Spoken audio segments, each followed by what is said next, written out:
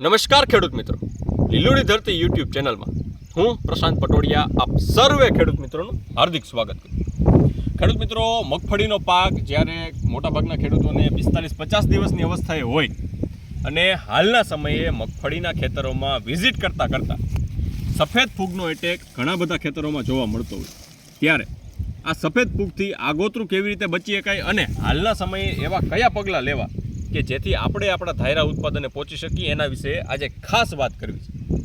સૌપ્રથમ તો ફૂગનાશકોની વાત કરીએ તો હાલના સમયે ઘણા બધા ખેડૂત મિત્રો એવા છે કે એના ખેતરમાં કાળી અને સફેદ ફૂગનો એક સાથે એટેક જોવા મળે.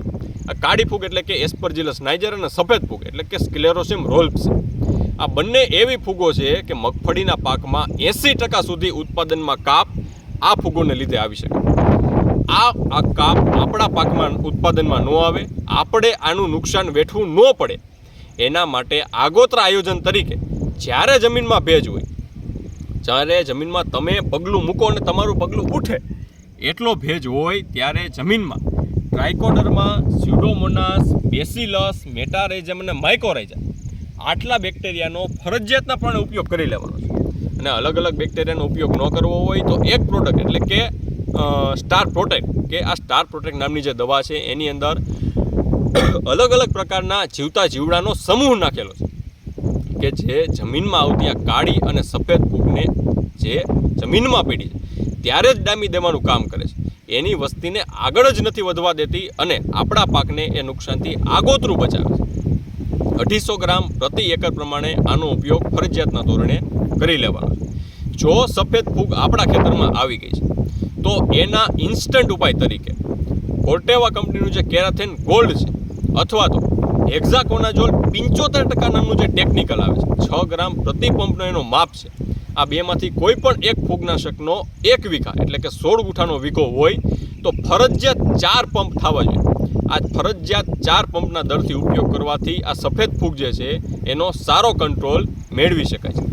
4 પંપ એટલા માટે કહેવામાં આવે છે કે આ જે કોન્ટેક્ટ ફૂગનાશકો છે એનું કાર્ય એવું હોય છે કે જે જગ્યાએ અડે એ જગ્યાએ ફૂગને રોકવાનું કામ કરતું હોય.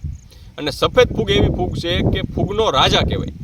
કોઈ પણ ગમે એવી ફૂગનાશક છાંટી લ્યો, એક વખત સફેદ ફૂગ તમારા ખેતરમાં ઘર કરી ગઈ તો એ વર્ષ સુધી એના જીવાણુઓ, એના બીજાણુઓ આપણા ખેતરમાં પડ્યા રહેતા હોય. તો શરૂઆતની અવસ્થા હોય તો ફરજિયાતના ધોરણે કેરાથેન ગોલ્ડ અથવા તો હેક્ઝાકોનાઝોલ 75% જે લગડીના નામથી માર્કેટમાં મળતી હોય 6 ગ્રામ પ્રતિ પંપ પ્રમાણેનો ઉપયોગ કરી લેવાનો છે. અને ત્યારબાદ એના 6 થી 7 દિવસ પછી આજે બેક્ટેરિયાની વાત કરીએ, બેક્ટેરિયા જમીનમાં નાખવાના છે.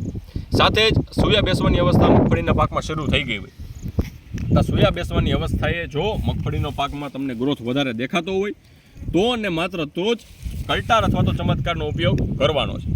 જો વધારે ગ્રોથનો આપણને પ્રશ્ન ન હોય તો એનો ઉપયોગ કરવાનો નથી. માત્ર 05234ની સાથે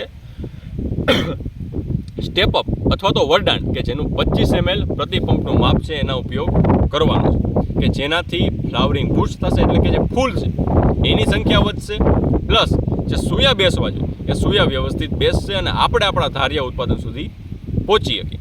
આપને આમાં કંઈ ન સમજાણું હોય, વધારે માહિતીની જરૂર હોય તો તમે અમારા હેલ્પલાઇન નંબર 91041311 ઉપર અમારો સંપર્ક સાધી શકો છો.